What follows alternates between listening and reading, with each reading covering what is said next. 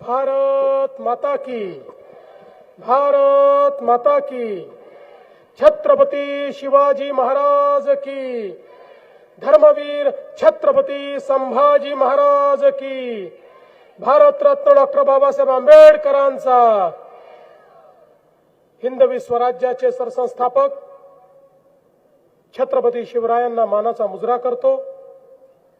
भारतीय राज्यघटनेचे शिल्पकार भारतरत्न डॉक्टर बाबासाहेब आंबेडकर यांना मानवंदना अर्पित करतो।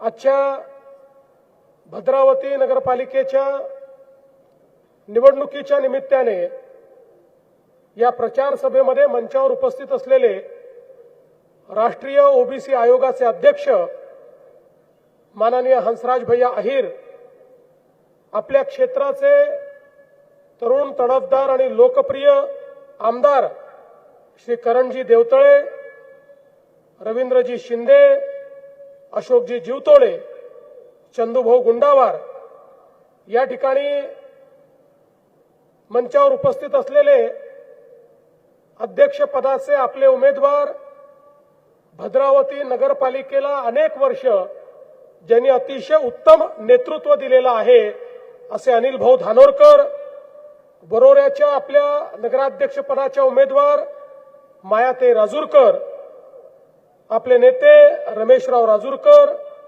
विजयराव राऊत, विजयजी देवतळे, रघुवीरजी अहिर, किशोरजी बावणे, धनराजजी अस्वले, पांडुरंगजी टोंगे, खुशालजी बोंडे, इम्रान खान, उल्काताई पद्मावार, अमित गुंडावार, श्री फुलझेले, विशाल ढेंगणे, लताताई भोयर, प्रशांत डाखरे, मंचावरील सर्व मान्यवर आणि या ठिकाणी उपस्थित माझ्या सर्व लाडक्या बहिणींनो आणि तितक्याच लाडक्या भावांनो, खरं म्हणजे भद्रावती सारख्या प्राचीन शहरामध्ये या ठिकाणी आल्यानंतर मला अतिशय आनंद आहे।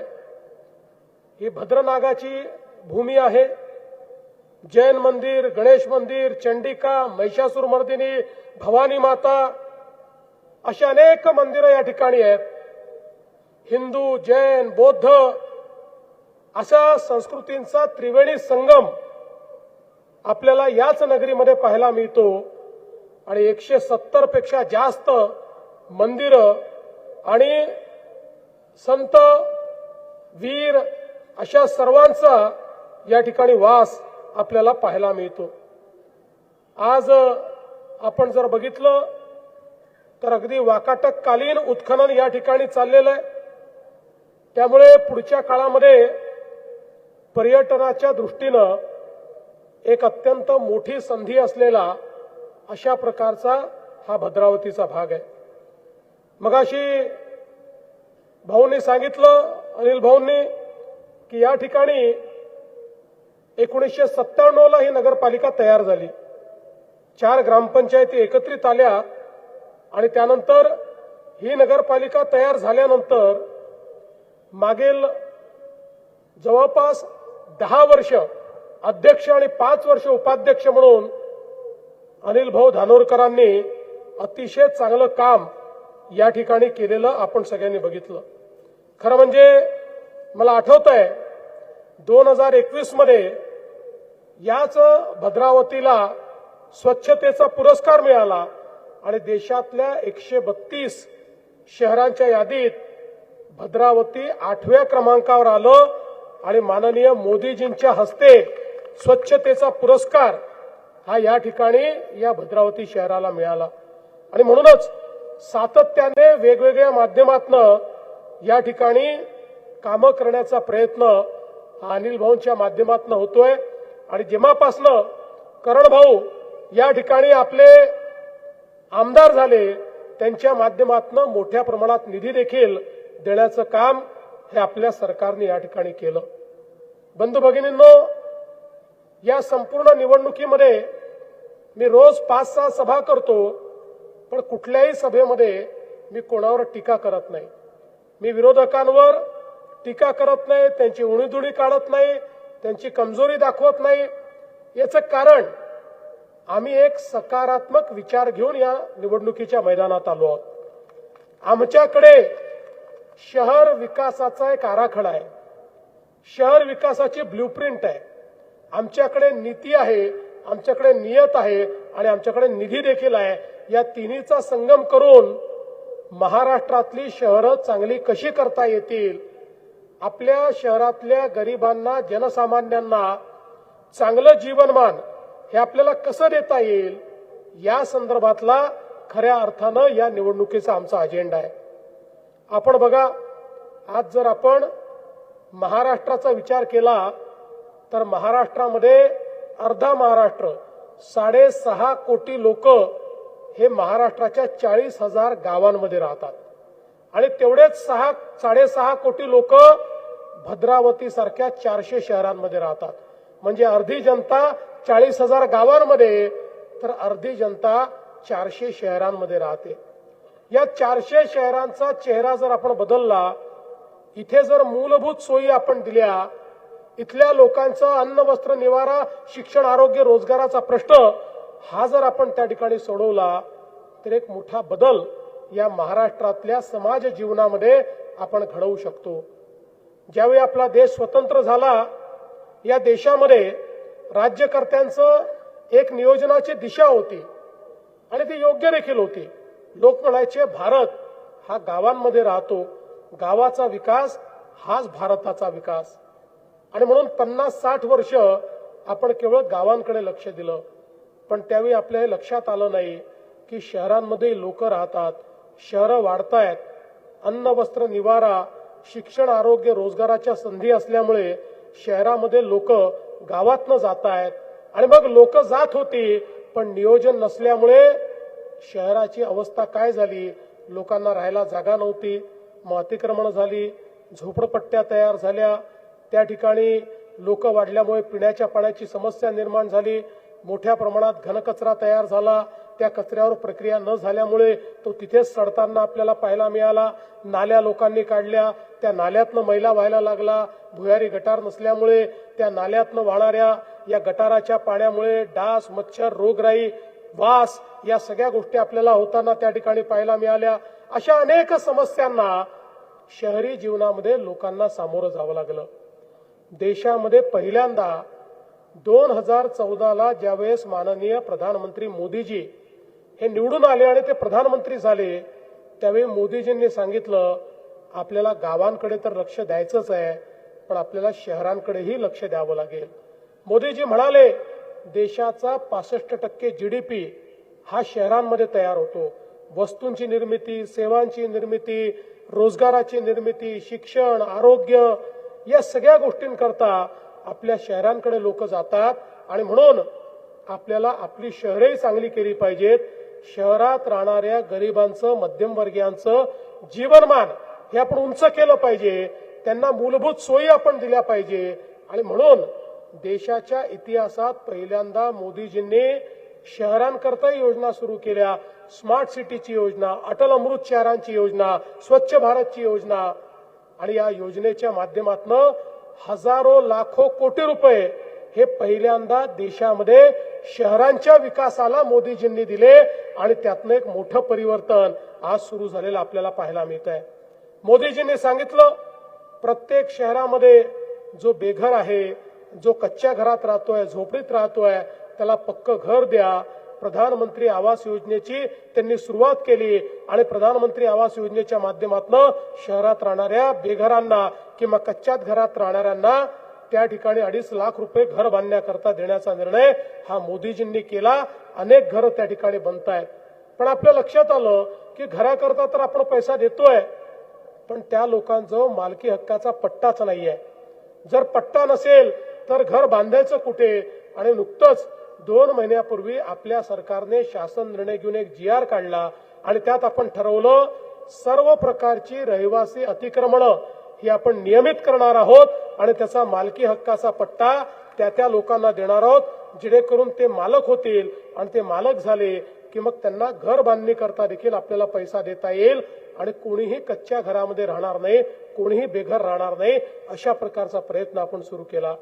मोदीजींनी सांगितलं की प्रत्येक शहरामध्ये पिण्याच्या पाण्याची योजना असली पाहिजे. आता अनिल भाऊंनी सांगितलं भद्रावती तर खूप पुढे त्याच्यामध्ये गेलाय. भद्रावतीमध्ये 24/7 ची योजना आता त्या ठिकाणी सुरू होते.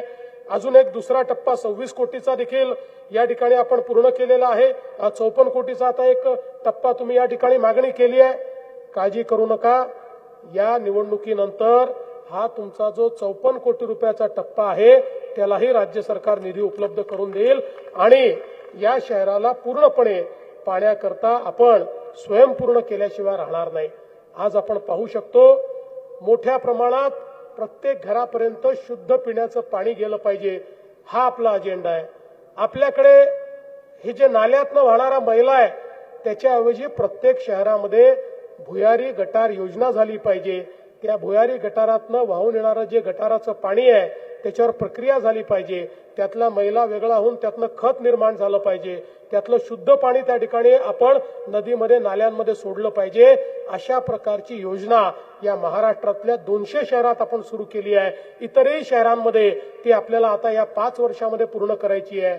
कारण आपण बघा, हे घाण पाणी सांडपाणी जे नाल्यातनं वाहतं ते आपल्याच विहिरींमध्ये जातं, आपल्या तलावांमध्ये जातं, आपल्या नाल्यांमध्ये जातं, आपल्या नद्यांमध्ये जातं, आपल्या सगळ्या जलस्रोतांना ते प्रदूषित करतं. आणि म्हणून स्वच्छ पाणीच आता त्या ठिकाणी गेलं पाहिजे. अशा दृष्टीनं भुयारी गटाराची योजना ही मोठ्या प्रमाणात आपण करतोय. सांडपाण्याच्या योजना असतील, त्या ठिकाणी पावसाळी पाण्याच्या योजना असतील, रस्त्यांच्या योजना असतील, उद्यानांच्या योजना असतील, दवाखान्यांच्या योजना असतील, शाळांच्या योजना असतील, प्रत्येक योजनेकरता राज्य सरकारने मोठ्या प्रमाणात आज निधीची व्यवस्था या ठिकाणी केली आहे. आणि म्हणूनच आज बंधू भगिनींनो, आपण जर बघितलं तर या ठिकाणी आज वेगवेगळ्या तलावांचं देखील हे शहर आहे. इतक्या मोठ्या प्रमाणात तलाव आहेत. आमच्या करण भाऊंनी तलावांकरता देखील मोठ्या प्रमाणात त्या ठिकाणी पैसा दिलाय. लेंडाळा तलावासाठी 17 कोटी दिले आहेत. आता डोलारा तलावाकरता, गौराळा तलावाकरता या ठिकाणी 2 प्रस्ताव आपण पाठवलेले आहेत.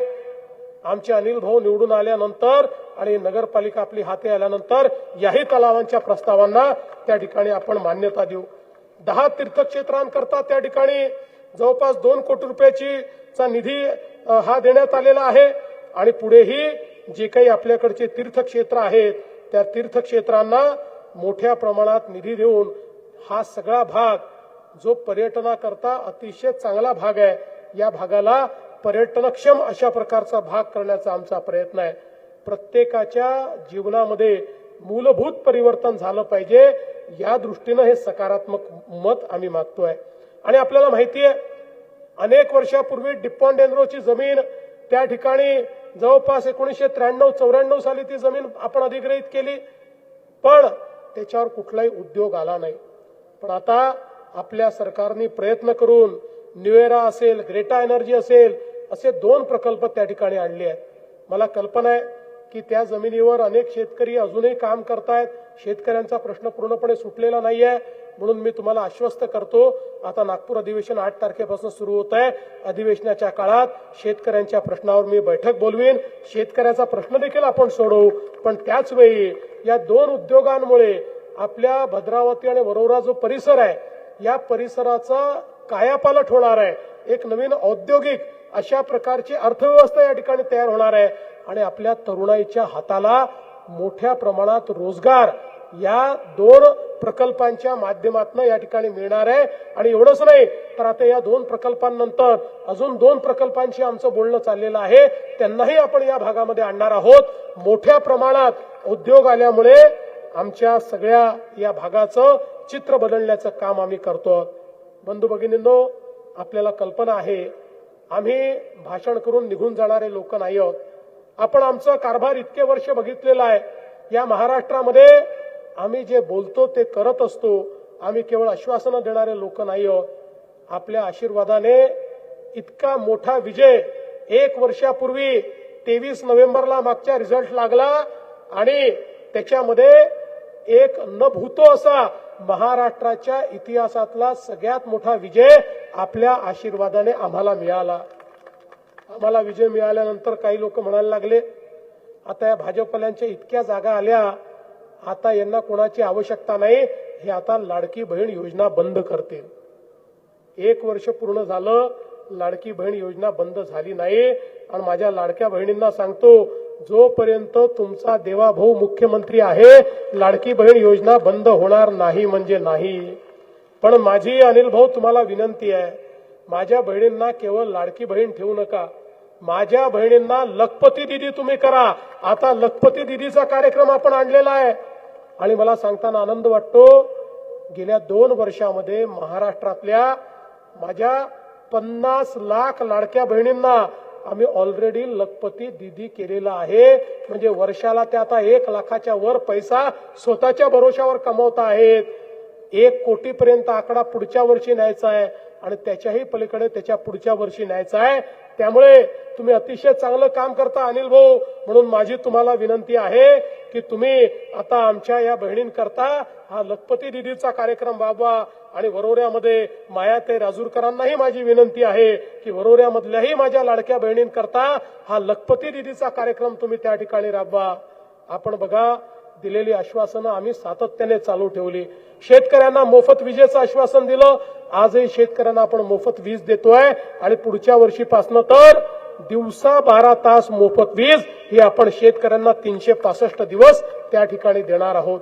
आज अतिवृष्टी झाली, शेतकऱ्यांवर संकट आलं, 32,000 कोटी रुपयाचं पॅकेज आपण दिलं। आज शेतकऱ्यांच्या खात्यामध्ये थेट पैसे देण्याचं काम हे आपल्या सरकारच्या माध्यमातून होत आहे। आज आपले जे कामगार आहेत, या कामगारांना आपण मोठ्या प्रमाणात मदत करण्याचं काम आपल्या कामगार मंडळाच्या माध्यमातून करतोय। त्यांना किट देण्याचं काम, त्यांच्या मुलांच्या शिक्षणाचं काम हे आपल्या या सगळ्या योजनांच्या माध्यमातून होत आहे। आपल्याला माहिती आहे, महाराष्ट्रामध्ये आम्ही महात्मा फुले जनआरोग्य योजना सुरू केली आणि 5 लाखापर्यंतचा इलाज हा प्रत्येकाला मोफत देण्याचा निर्णय केला। आधी तर तुमचं रेशन कार्ड कुठलं आहे, तुमच्याकडे काय कागदपत्र आहे पाहिले जायचे, आता या सगळ्या गोष्टी बदलून टाकल्या। आता कशाची आवश्यकता नाही आहे, थेट तुम्हाला 5 लाखापर्यंतचा इलाज आम्ही मोफत देतो आहोत। पण अनेक लोक मला भेटले, मला म्हणाले, भाऊ ठीक आहे, तुम्ही 1300 आजारांवर 5 लाखापर्यंतचा इलाज मोफत देता, पण तुमच्या पॅकेजमध्ये अनेक आजारांचा समावेशच नाहीये। जे आजार आम्हाला होतात पण आम्हाला त्याच्या ऑपरेशनला 3 लाख रुपये लागतात, 4 लाख रुपये लागतात, तुमच्या पॅकेजमध्ये नाही, मग आम्ही त्या इलाज करायचा कसा? मग मी देशभरातल्या सगळ्या राज्यातनं कुठले कुठले आजार आहेत, कुठले कुठले आजार त्यांच्या योजनेत आहेत, केंद्राच्या योजनेत कुठले आहेत, कुठले सुटले आहेत, अशी सगळ्यांची यादी बोलवली, अनेक डॉक्टरांची चर्चा केली आणि आता मला सांगताना आनंद वाटतो, आता 5 लाखापर्यंतचा मोफत इलाज केवळ 1300 आजारांकरता नाही, 2400 आजारांकरता आता हा मोफत इलाज आम्ही तुम्हाला देणार आहोत। आणि एवढंच नाही तर 9 आजार असे आहेत की ज्याचा इलाज 5 लाखामध्ये होत नाही, त्या 9 आजारांकरता 5 लाखाच्या वर 35 लाख रुपयापर्यंतचा इलाज हा आम्ही मोफत करणार आहोत। कोणालाही पैसे नाही म्हणून त्या ठिकाणी मरायची वेळ येणार नाही। किती मोठं ऑपरेशन असो, ते ऑपरेशन असेल, इलाज असेल, औषधं असतील, सगळ्या गोष्टी आपल्याला त्या ठिकाणी मोफत द्यायच्या आहेत। आणि म्हणून बंधू भगिनींनो, या निवडणुकीमध्ये एक अतिशय पॉझिटिव्ह अजेंडा घेऊन आपल्या समोर आलो आहोत आणि मला आनंद आहे, अनिल भाऊंसारखा एक इतका अनुभवी अशा प्रकारचा नेता आणि आपले सगळे नगरसेवक जर आपण बघितले तर आपले नगरसेवक पदाचे सगळे उमेदवार हे जमिनीशी जुडलेले आहेत, ते जनतेमध्ये राहतात, जनतेच्या आशा आकांक्षा अपेक्षा पूर्ण करण्याची त्यांच्या सगळ्यांमध्ये एक लालसा आहे, ती जबाबदारी त्यांनी घेतलेली आहे। आणि म्हणून माझी आपल्याला अतिशय हात जोडून विनंती आहे की या ठिकाणी या निवडणुकीमध्ये भद्रावती मतदारसंघातून अध्यक्षपदाकरता अनिल भाऊ धानोरकर आणि आपले 39 नगरसेवक आणि वरोरा या आपल्या मतदारसंघातून आपल्या नगराध्यक्ष पदाकरता मायाताई राजूरकर यांना आपण निवडून द्या। यांचं चिन्ह कमळ आहे। 2 तारखेला कमळाची काळजी तुम्ही घ्या, 2 तारखेनंतर 5 वर्ष तुमची काळजी आम्ही घेऊ, हा विश्वास तुम्हाला देतो आणि माझं बोलणं संपवतो। धन्यवाद। जय हिंद, जय महाराष्ट्र।